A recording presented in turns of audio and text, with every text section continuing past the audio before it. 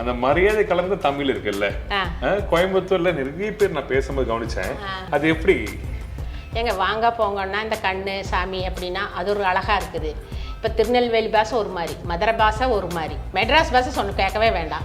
இப்போ நம்மளது கோவை தாங்க அழகான பாஷை, அழகா இருக்கும், எல்லாத்துக்குமே தெரியுது. திட்டுறது இல்ல, உங்க ஸ்டைல் அந்த மாதிரி. எங்க சின்னதுல இருந்து எங்க அப்பா அம்மா சொல்லி கொடுத்த மாதிரி தானே நாங்க இது பண்ணுவோம். வணக்கம், நான் உங்க Shabdina. Welcome back to Shabdina's kitchen. இன்னைக்கு நம்ம எங்க வந்து திருப்பூர் வந்திருக்கோங்க.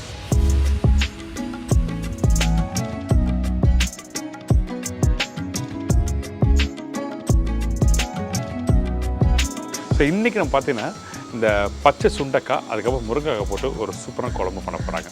அதாங்க, முருங்காய் தனியாக குழம்பு வைப்போம், அதில் எத்தனை வேணாலும் டிஷ் பண்ணலாம். சுண்டைக்காயும் அப்படி தான் புளி குழம்பாட்ட வைப்போம். இப்போ ரெண்டையும் சேர்த்து ஒரு ரெசிபி குருமா ஸ்டைல்லையும் இருக்கும், புளிக்குழம்பும் புளியும் தக்காளியும் போடுவோம், நல்லா இருக்கும். இது தோசைக்கு சப்பாத்திக்கு எல்லாத்துக்குமே சூட் ஆகும். இந்த ரெசிபி பார்த்தீங்கன்னா 2 நாள் ஆனாலும் கெட்டு போகாதுன்னு சொல்லி சொல்கிறாங்க. நல்லா 2 நாள் வச்சு சாப்பிடலாம். 2 நாள். ஸோ தேங்காய் கொஞ்சம் ஏன்னா இல்லை புளி ஊற்றுறமலங்க கொஞ்சம், அதனால் அது 2 டைம் வந்து சூடு பண்ணிட்டா அது கெடாதுங்க. மத்தியானம் சாப்பிட்டுட்டு ஒரு 4 மணிக்கு ஒரு தடவை சூடு பண்ணி வச்சுட்டு நைட்டு இதை கொஞ்சம் சாப்பிட்டுட்டு அப்போ சூடு பண்ணி வச்சுட்டோம்னா அடுத்த நாள் யூஸ் பண்ணுற மாதிரி தான் இருக்கும். சரி, இதில் வந்து ஒரு மசாலா அடி பண்ணுறாங்க. தேங்காய், மஞ்சத்தூள், தனியாத்தூள் இதெல்லாம் போட்டு நல்லா அரைச்சி அதுக்கப்புறம் தான் இந்த ப்ரிப்பரேஷன் அப்படி பண்ண சொல்லி சொல்கிறாங்க. ஒரே மாதிரி சாப்பிட்டா நல்லா இருக்காதுங்க, கொஞ்சம் டிஃப்ரெண்ட்டாக செஞ்சு சாப்பிட்றதான். ஓகே, இது செஞ்சோம்னா கொஞ்சம் கிரேவியும் ஜாஸ்தியாக வரும். அப்புறம் ஒரு நாள் வச்சிருந்து சாப்பிட முடியும். பொம்பளைகளுக்கு ஏதோ கொஞ்சம் சலிசாக இருக்கிறதான அடுத்த நாளும் ஆகும். ஆமாம், இவ்வளோ வேலை செய்கிறோம், அது இன்னொரு நாளைக்கு அந்த குழம்பு ஆகும் இல்லைங்க. ஈஸியாக வேலை முடியும். ஆமாம், அது எப்பவுமே ஒரு குழம்பு வச்சுட்டோம்னா 2 நாளைக்கு இருந்தால் வசதியாக இருக்குது. நாளைக்கு வேறு சோறு வச்சா போது, குழம்பு இருக்குது ஃப்ரிட்ஜில் அப்படின்னு ஒரு சந்தோஷமா இருக்கு மனசுக்குள்ள. இந்த பச்சை சுண்டைக்காய் என்ன பண்ணனா நல்லா இடிச்சிட்டு உள்ள இருக்க விதையை எடுத்துட்டு அதுக்கப்புறம் வாஷ் பண்ணி வதக்கி பண்ண சொல்லி சொல்றாங்க.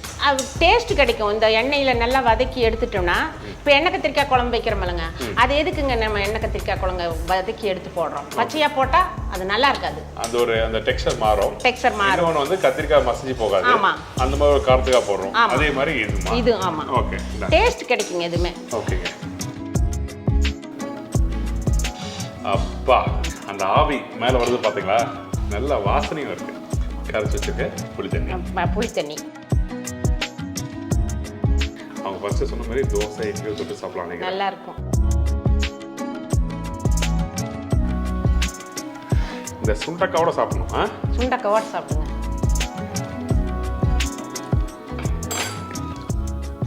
நம்ம யாரை மீட் பண்ண போகிறோம்னா திருமதி தங்கமணி. இவங்க தான் வந்து நமக்கு லாஸ்ட் டைம் வந்து கொங்கு ஸ்டைலில் பண்ணுற அந்த செலவு ரசம் எப்படி ரெடி பண்ணுறது சொல்லி விளக்கமாக சொல்லி கொடுத்தாங்க. அதாவது நல்ல ஒரு வீட்டு சாப்பாடு, நிறைய பேருக்கு வந்து வீட்டு சாப்பாடு வீட்டில் பண்ணணும்னு சொல்லி ஆசைப்படுறோம்ல, அந்த டைமில் இந்த மாதிரி உணவு நீங்கள் ட்ரை பண்ணி பாருங்கள். ஐம் ஷூர் டெஃபினட்டாக அவங்க எல்லாருக்கும் ரொம்ப பிடிக்கும். வணக்கங்கம்மா. வணக்கங்க, எப்படி இருக்கீங்க? நல்லா இருக்கிறேன், நீங்கள் நல்லா இருக்கிறீங்களா? ரொம்ப நல்லா இருக்கு, ரொம்ப நல்லா இருக்கு, ரொம்ப சந்தோஷம். இந்த கொங்கு ஸ்டைலில் பண்ணுற நீங்கள் இந்த சுண்டைக்காவும் முருங்கைக்காய் வச்சு பண்ணுற இந்த குழம்பு பண்ண போகிறோம் சொன்னீங்க. அந்த ரெசிபி எப்படி பண்ணலாம் சொல்லி கேட்டு தெரிஞ்சு வந்திருக்கேன். சுண்டைக்காய் வந்து ரொம்ப நல்லதுங்க உடம்புக்கு. அது வந்து பச்சையாக கிடைக்கிறதே இல்லைங்க, எங்கேயாவது செடிகளில் தான் போய் பொறிச்சிட்டு வரணும். மார்க்கெட்டில் ஒவ்வொரு டைம் வருங்க, ஒவ்வொரு டைம் வராது. ஆனால் சுண்டைக்காய் எங்கே கிடைச்சாலும் நான் பொறிச்சிட்டு வந்துடுவேன். அந்த சுண்டைக்காய் வந்து எல்லாத்துக்குமே கொலஸ்ட்ராலுக்கு, உடம்பு வராமல் இருக்கும், எல்லா வகையிலையும் 2-3 வகையிலையும் நல்லதுங்க. கல்லீரலுக்கு எல்லாமே நல்லா இருக்கும், சாப்பிட்றதுக்கும் நல்லா டேஸ்ட்டாக இருக்கும். ரொம்ப பச்சை சுண்டைக்காய் ரொம்ப நல்லா இருக்குது. சாதாரணமாக எல்லா கடையிலையும் கிடைக்குங்க சுண்டைக்காய் வத்தல், அது வேறு மாதிரி இருக்குங்க. கல்யாணத்தில் கூட ஊற்றுவாங்க, அந்த குழம்பு வேற டேஸ்ட், இது வேற மாதிரி இருக்கும். இந்த பச்சை சுண்டைக்காய் வச்சு எங்கள் வீட்டில் எங்கள் அம்மா என்ன பண்ணுவோம்னா, அந்த சுண்டைக்காவை நல்லா பருப்போட போட்டு வேக வச்சு கடைஞ்சி தாளிச்சு கொடுப்பாங்க. காலைல இட்லி தோசை சாப்பிட்றதுக்கு அப்படி பிரமாதமாக இருக்கும். Very good. அது நீங்கள் சொல்லும் போது எனக்கு ஞாபகம் வந்துச்சு. அதாங்க பெரியவங்களுக்கெல்லாம் தெரியும் எது நல்லதோ அதுதான் கொடுத்துருக்குறாங்க இந்த காலத்தில். கரெக்டாக சொன்னீங்க. இந்த சுண்டைக்காவும் முருங்கைக்காய் போட்டு பண்ணுற குழம்புக்கு எதுனா மசாலா அடி பண்ணுறோமா இல்லை அப்படியே வதக்கி பண்ணுறோமா? இல்லைங்க, மசாலா ரெடி பண்ணி அரைச்சிக்கோணுங்க. ஓகே, இந்த ரெசிபிக்கு தேவையான பொருட்கள் சொல்லிட்டு அதுக்கப்புறம் செஞ்சுட்டே எப்படி பேசலாமா? சின்ன வெங்காயம் ஒரு 8 to 10 வரைக்குங்க, வரமிளகா ஒரு 6, சீரகம் 1 ஸ்பூனு, அப்புறம் சோம்பு வந்து ஒரு 1/2 ஸ்பூனு, மல்லித்தூள் வந்து 2 ஸ்பூனு, 1/2 ஸ்பூனு மஞ்சத்தூள், அப்புறம் தேங்காய் வேணுங்க கொஞ்சம், அரை முடியெல்லாம் வேண்டாம், அரை முடியில் 1/4 மூடி. அப்புறமா கருவேப்பிலை அதுலேயே உருவி போட்டு நல்லா அந்த மசாலாவை அரைச்சி எடுத்துக்கணுங்க. முருங்கைக்காய் இது 4 முருங்கைக்காய். சுண்டைக்காய் வந்து ஒரு 50 கிராம், நாட்டு பூண்டு ஒரு 15 பல்லுங்க, தக்காளி ஒரு தக்காளி கட் பண்ணி வச்சுக்கோங்க. புளி வந்து சும்மா ஒரு பெரிய நெல்லிக்காய் அளவுங்க. உப்பு வந்து தேவையான அளவு. 4 ஸ்பூன் கடலெண்ணெய்ங்க. இப்போ ஃபர்ஸ்ட் நம்ம என்ன பண்ண போகிறோம்? ஃபஸ்ட்டு வந்துங்க இந்த சுண்டைக்காயை தட்டி எடுத்துக்கணுங்க. தட்டி எடுத்து தண்ணியில் அலசி புழிஞ்சு வச்சுக்கணுங்க. ஓகே. அப்புறம் இந்த மசாலாவையெல்லாம் அரைச்சி எடுத்துக்கணும். அந்த மசாலா சொன்னீங்கல்ல, ஆமாங்க, அந்த தேங்காய்லாம் போட்டு அரைக்க போகிற சொன்னீங்க, அது கூட வேற என்ன போட போகிறீங்க அப்படின்னு தட்டில் போடுங்க. தேங்காய்ங்க போட்டுட்டுங்களா? போடுங்க. சும்மா ஒரு 1/4 கப் அளவுக்கு தேங்காய் வச்சுருக்கீங்க. சரி. ஏன்னா 4 முருங்கைக்காய், இது 4 பேர்த்துக்கு தாராளமாக குழம்பு போதும். சீரகம் 1 ஸ்பூனு, சோம்புங்க 1/2 ஸ்பூன் சோம்பு. சரி. பூண்டு வந்து ஒரு 10-15 பல்லு. பூண்டு நல்லது தானே, நாட்டு பூண்டு, அதனால் ஒன்றும் தப்பு கிடையாது. அப்புறம் வரமிளகா, இது வந்து நானே வீட்டில் பண்ணதுங்க. அதை வேக வச்சு ஆவியில் வேக வச்சு பழுத்த மிளகா, பச்சை மிளகா பழுத்தது மார்க்கெட்டில் ஒரு டைம் தான் கிடைக்குங்க. அது போய் பார்த்து வாங்கி வந்து ஆவியில் வேக வச்சு காய வச்சு எடுத்து வச்சுக்கிறது ஒரு வருஷம் ஃபுல்லாக. அப்புறம் போட்டுங்க, வரமிளகா போட்டேன். அப்புறம் கொஞ்சம் சின்ன வெங்காயம் இதுலேயே போட்டணுமா? அதுலேயே போட்டுக்கணும். நல்லா ஒன்றா போட்டு தான் மசாலா செய்யறதுங்க. இந்தாங்க மல்லித்தூள். எவ்வளோ இப்போ போட்டணும்? மல்லித்தூள் போட்டுடலாம் மசாலா கூட. நல்லா மிக்ஸ் போடுங்க. நான் சொல்கிறேன் எவ்வளோ போடணும். போடுங்க இன்னும் போடுங்க. போதும். அடுத்தது கொஞ்சம் மஞ்சத்தூள் போட்டுக்கலாம். போதுங்க. 1/2 ஸ்பூன் போதுங்க. சரி, ஓகே. வேற என்ன பண்ணணும்? வேற இதை மிக்சியில் போட்டு அரைக்க வேண்டியதான். நம்ம நார்மலாக வந்து வீட்டில் என்ன பண்ணுவோம்னா, வெங்காயம் தக்காளி எல்லாம் வதக்கிட்டு அந்த மிளகாத்தூளோ இல்லை மஞ்சத்தூளோ இல்லை குழம்பு தூளோ எல்லாம் போட்டு கம்ப்ளீட் பண்ணுவோம்.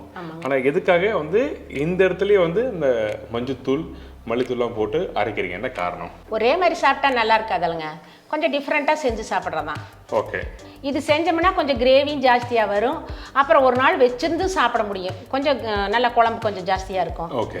ஏன்னா இவ்வளோ காய் சுண்டைக்காய் எல்லாம் போடுறோம். அதில் கொஞ்சம் கொஞ்சமாக 1 காய் 2 காய் போட்டால் டேஸ்ட் வராது. கொஞ்சம் நிறையா போட்டு செய்யும்போது டேஸ்ட் இருக்கும். இப்போ கறியே வந்துங்க 1/4 கிலோ செய்யறக்கும் 1 கிலோ செய்யறக்கும் வேற மாதிரி இருக்கும் டேஸ்ட். இப்போ விருந்துக்கு போகிறோம், விருந்து குழம்பு வேற டேஸ்ட்டாக இருக்கும், இன்னும் நல்லா இருக்கும்.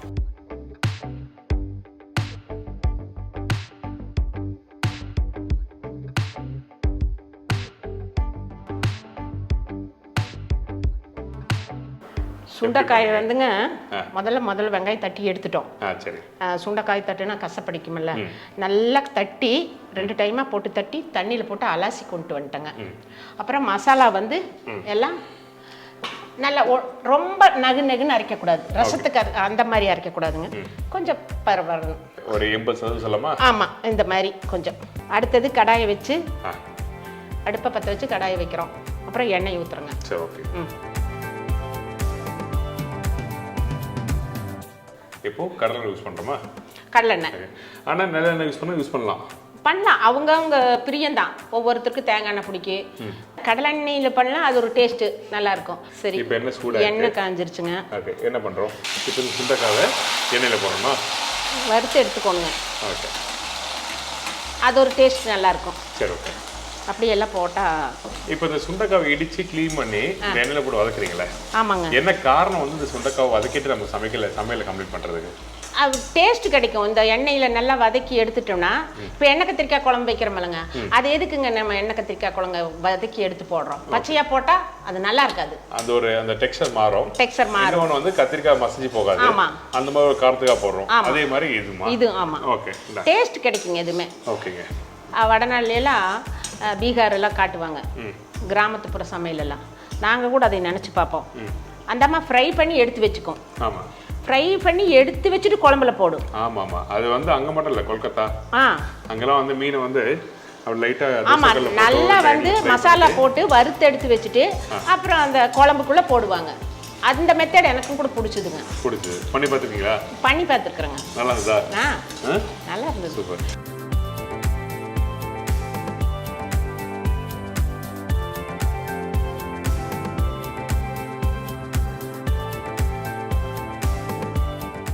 ஓகே, இப்போ சுண்டக்காவை இந்த மாதிரி பக்குவத்தில் நல்லா வதக்கி வச்சிருக்கீங்க. அதுவும் நல்லா வெந்திருக்கு. சரி, அடுத்து நம்ம என்ன பண்ணுறோம்? அடுத்து கடுகு போடணுங்க. அதே எண்ணெயில் வறுத்தெடுத்த எண்ணெயிலே கடுகு போடுங்க. சரி, இந்தாங்க கடுகு.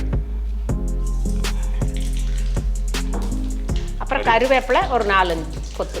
கடுகு போட்டு நல்லா டப் டப்புன்னு பொரிஞ்சு வருது. எங்கள் வீட்டில் சொல்லுவாங்க, முன்னாடி கடுகு மாதிரி பொரிச்சிட்டே இருக்கு அப்படின்னு சொல்லுவாங்க. இங்கெல்லாம் சொல்லுவாங்க எதனாவது? அது சொல்லுவாங்க, கண்டிப்பாக அது சொல்லுவாங்க. எப்படி சொல்லுவாங்க? கடுகு மாதிரி பொரியிறா. இப்போ வெங்காயம் போடுறேங்க. சரிங்க, சும்மா ஜாலியாக பேசுகிறோம். அதாங்க, நம்ம சமைக்கும் போது இந்த மாதிரி ஜாலியாக பேசணும், நல்லா இருக்கும். நல்லா இருக்கும்.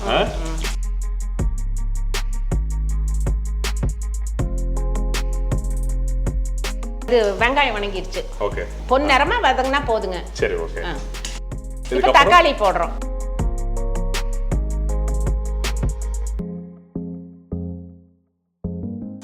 இப்போ தக்காளி வதங்கியாச்சு. அடுத்தது மசாலாங்க, அரைச்சி வச்ச மசாலா. இதை போட்டு வணக்கணுங்க நல்லா. சரி, ஓகே.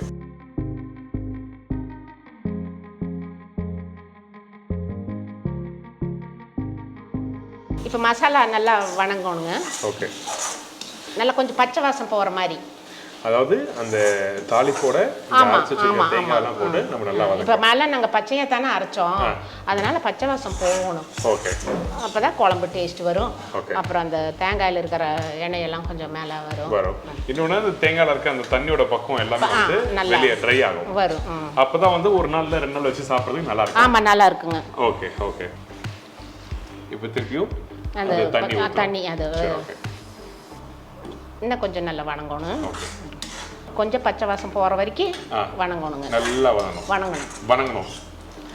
நான் வதக்கணும் சொல்கிறேன், அவங்க வணங்கணும் சொல்கிறாங்க. ரெண்டும் ஒன்று தான். சரி, ஓகே. இதே மாதிரி இந்த மசாலாவில் மட்டன், சிக்கன் அது குருமா மாதிரி தாங்க. இதில் பண்ணலாம். ஓகே. அப்போ வந்து அதுக்கு மட்டும் கொஞ்சம் இந்த இது வந்து குருமான்னு சொல்லுவோம். அதை இதுக்கு ஏலக்காய் போடல. அந்த மட்டன் சிக்கன் செய்யும்போதுங்க பட்டையும் ஏலக்காயும் போட்டு லவங்கம் அது போட்டு அரைச்சோம்னா அது குருமா. மட்டன் குருமா, சிக்கன் குருமான்னு சொல்கிறோம்லங்க. ஸோ அந்த மெத்தடில் பச்சையாக அரைச்சி செஞ்சோம்னா அது குருமா தாங்க. குருமா. சரி. வணக்கி இப்போ நான் செஞ்சது கறி குழம்பு செஞ்சேன்ல, சிக்கன் குழம்பு, அது வணக்கி செய்யறதுங்க. அது வந்து பச்சையாக அரைச்சி அதுக்கப்புறம் வதக்க ஆரம்பிக்கும். இதுதான் குருமான்னு சொல்லுவாங்க. சரி, இப்போ இது வதங்கிட்டோம். உங்களுக்கு அதுக்கப்புறம் காமிக்கிறேன் என்ன மாதிரி பக்குவத்தில் குக் பண்ணியிருக்காங்க. அதுக்கப்புறம் அடுத்த ஸ்டேஜில் நம்ம என்ன போடுறோம்னு சொல்லிட்டு.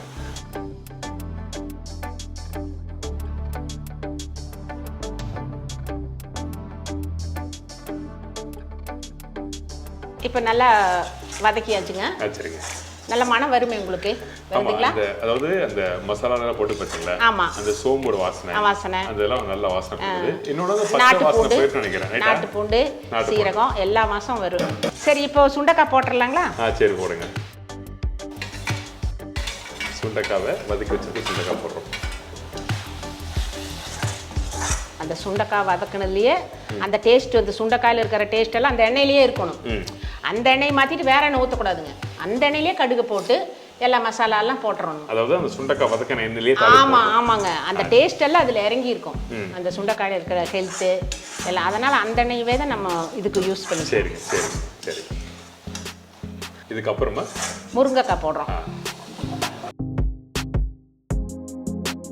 இப்போ முருங்கைக்காய் போட்டாச்சு. இது நல்லா வணங்கணும். ஓகே.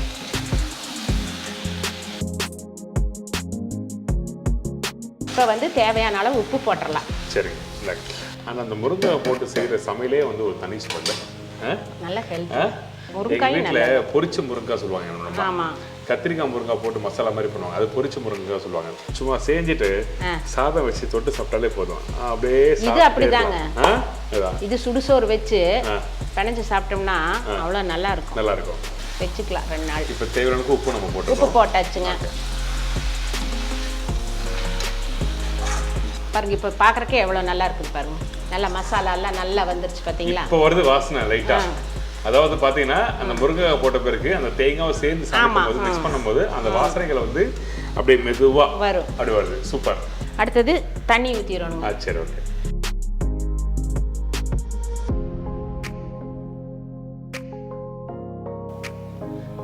இப்போ தேவையான தண்ணி ஊற்றிக்கணும். போட்டியாச்சு. சரி, இப்போ வந்துங்க எல்லாமே போட்டாச்சு. இன்னும் ஒன்றும் இல்லை, ஒரு 15 நிமிஷம் வெந்தா சரி. வெந்தா சரி. அப்போ வந்து கடைசியாக மறுபடி மல்லித்தழை கருவேப்பிலை எல்லாம் உருவி போட்டு கொஞ்சம் வெந்த பிறகு புளி தண்ணி ஊற்றணுங்க. ஊற்றி ஏற்றணும். புளி ஊற்றினா சீக்கிரமாக வேகாது. அதனால் கொஞ்சம் நேரம் கழித்து 5 நிமிஷம் கழித்து புளி தண்ணி ஊற்றிடலாம். நீங்கள் சொன்னது ரைட்டு. நார்மலாக வந்து நாங்கள் ஹோட்டலில் பண்ணும்போது என்ன பண்ணோம்னா அந்த காய்கறி அந்த வெங்காயம் தக்காளி மசாலா எல்லாம் போட்டு புளி தண்ணி கொதிக்க விட்டு தான் அந்த பருப்பு போடுவோம். ஆனால் சில பேர் என்ன பண்ணுவாங்க எல்லாத்தையும் ஒன்றா போட்டு பண்ணுவாங்க, டெக்ஸ்சர் வரல, அந்த சாம்பாரோட பக்கம் வரல சொல்லுவாங்க. அதுக்கு என்ன காரணங்கன்னா அந்தந்த முறைகள் வந்து கரெக்டாக ஃபாலோ பண்ணாதாங்க அது குழம்பு டேஸ்ட் வரும். எந்த டைமில் எந்த பொருளை சேர்க்கணும், அளவோட எந்த பொருளை சேர்க்கணும், எது சேர்க்கக்கூடாது, அந்த விஷயத்தை புரிஞ்சுட்டு பண்ணால் நல்லாயிருக்கும். ஆமாங்க. சரி, ஓகே. இப்போ இந்த காய் வேகட்டும், அதுக்கப்புறம் பார்க்கலாம் எந்த ஸ்டேஜில் வந்து அந்த புளி தண்ணி ஊற்றணும்னு சொல்லி நம்ம பார்க்குறோம். அப்பா ஃபர்ஸ்டோட இப்போ அதிகம் அந்த ஆவி மேலே வருது பார்த்தீங்களா? முருங்கைக்காய்க்கு வேற ஒரு தனி ஸ்பை. ஆமாம், கண்டிப்பாக நல்ல வாசனையும் இருக்கு. கரைச்சி வச்சிருக்க புளித்தண்ணி கரைச்சி வச்ச புளித்தண்ணி ஊற்றினாதான் 2 நாள் குழம்பு வச்சு சாப்பிட முடியும். புளித்தண்ணி ஊற்றாம இருந்தால் அந்த குருமா கான்செப்ட் போயிடும். ஆமாம், ஓகே. முருங்கைக்காய் போனாவே கொஞ்சம் புளி சேர்த்தணும். சுண்டைக்காய்க்கு புளி சேர்த்தணுங்க. புளி சேர்க்கணும். சரி, அப்பதான் அது முழுமையான டேஸ்ட் கிடைக்கும். இப்போ திருப்பி நல்லா கொதிக்க விடுறோம். கொதிக்கணும். சரி, கருவேப்பிலை கொஞ்சம் அப்படியே. சரி, ஓகே. Final touch-up. சீக்கிரம் கொடுங்க, குழம்பு ரெடி ஆயிடுச்சு.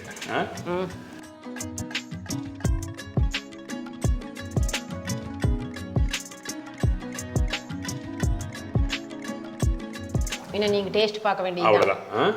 கொத்தமல்லி கருவேப்பிலை எல்லாம் போட்டாச்சு. ஃபைனலா போட்டாச்சு. நல்லா கொதிச்சு வருது. நல்லா கொதிச்சு இந்த கிண்ணத்துல கொடுங்க. நல்லா சுட கொஞ்சம் வாழை இலை போட்டு கொஞ்சம் சாதம் போட்டு கொடுத்தா ரொம்ப நல்லா இருக்கும். இப்போ டேஸ்ட் பாருங்க. அப்புறம் வாழை இலையில சாப்பாடு போட்டு சரி கொடுங்க, சாப்பிடலாம். நல்லா தலை தான் இருக்கு. அவங்க ஃபர்ஸ்ட் சொன்ன மாதிரி தோசை இட்லியோ தொட்டு சாப்பிடலாம். நல்லா இருக்கும்.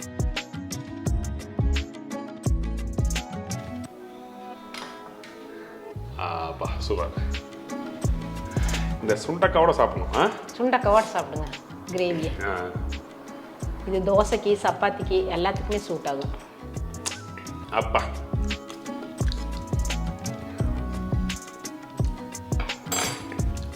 சூப்பர். அந்த தேங்காய் அரைச்சிங்களா, குறக்குறன்னு வச்சிங்களா, அந்த சாப்பிடும்போது அந்த தேங்காவும் மேலோட்டமாக தெரியுது. இன்னொன்று அந்த காரம் தெரியுது. காரம்னா ரொம்ப பெரிய காரம்லாம் இல்லை, அது ஒரு மைல்டான ஒரு காரம். அந்த புளிப்போட டேஸ்ட்டும் தெரியுது. ரைட், ஒரு மைல்டான புளிப்பு. நல்லா சூப்பராக இருக்கும். நீ சொன்ன மாதிரி சுட ஒரு நல்லெண்ணெய் ஊற்றி தோசை சாப்பிடும் போது இந்த குழம்பு தொட்டு சாப்பிட்டா ரொம்ப பிரமாதமாக கண்டிப்பாக எல்லாத்துக்குமே சூட் ஆகுங்க. நன்றிம்மா. நன்றிங்க. Thank you so much. உங்கள் நேரத்தை ஒதுக்கி அழகாக எனக்கு இந்த ரெசிபி சொல்லி கொடுத்ததுக்கு நன்றி. ரெகுலி நான் அந்த ரெசிபி நம்ம ஆரம்பித்து 2-3 மணி நேரம் ஆச்சு. நிதானமாக அதை சொல்லி கொடுத்தாங்க. இதே வீட்டில் அவங்க சமைக்க போனோன்னா ஒரு 10 நிமிஷம் முடிச்சிருப்பாங்க. ஆனால் ஷூட்டிங் சொல்லும் போது வேற. நீங்கள் இங்கே வந்து எனக்காக டைம் ஒதுக்கி கொடுத்ததுக்கு ரொம்ப நன்றி. Thank you so much. மறுபடியும் வாங்க, கண்டிப்பாக நான்வெஜ் செஞ்சு காட்டுறேன். நீங்கள் லாஸ்ட் டைம் பண்ண அந்த பண்ணி கொடுத்த அந்த கேரளா ஸ்டைல் சிக்கன் கறி, சிக்கன் கறி கறிவடை அது அப்புறம் 2 டிஷ். கண்டிப்பாக. நன்றிம்மா. தேங்க்யூ. இதே மாதிரி இன்னொரு நாள் இன்னொரு ஊர் ரெசிபியோ சொல்லிக்கிறேன். நன்றி, வணக்கம். See you, bye. Take care.